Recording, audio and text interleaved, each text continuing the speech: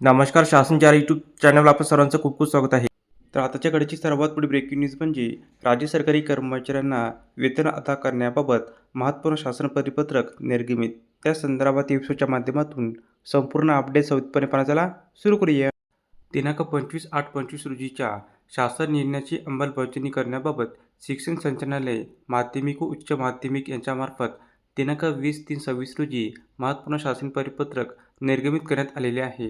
सदर शासन परिपत्रकानुसार नमूद करण्यात आले आहे की शासनाने दिनांक 25/8/25 रोजीनुसार टप्पा अनुदान व नव्याने 20% अनुदानास पात्र घोषित करण्यात आलेल्या शाळा वर्ग आणि तुकड्यासंदर्भात शासन निर्णयातील अटी व शर्तींनुसार कार्यवाही करण्याबाबत निर्देश देण्यात आलेले आहे.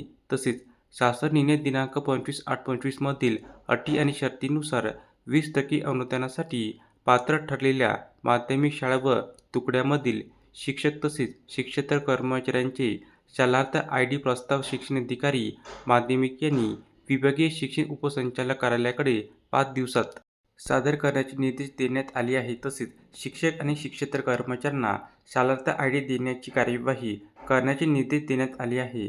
सदर प्रकरणी करण्यात आलेल्या कार्यवाहीचा अहवाल संचालनालयास सादर करण्याचे तसेच शालार्थ आय.डी. अभावी 20% अनुदानाकरिता पात्र शिक्षक आणि शिक्षकेतर कर्मचाऱ्यांना वेतन अदा न झाल्यास त्यांची सर्वस्व जबाबदारी विभागीय शिक्षण संचालक, सर्व शिक्षणाधिकारी, माध्यमिक, जिल्हा परिषद, सर्व शिक्षण निरीक्षक, बृहन्मुंबई यांची राहील, असे नमूद करण्यात आले आहे. धन्यवाद.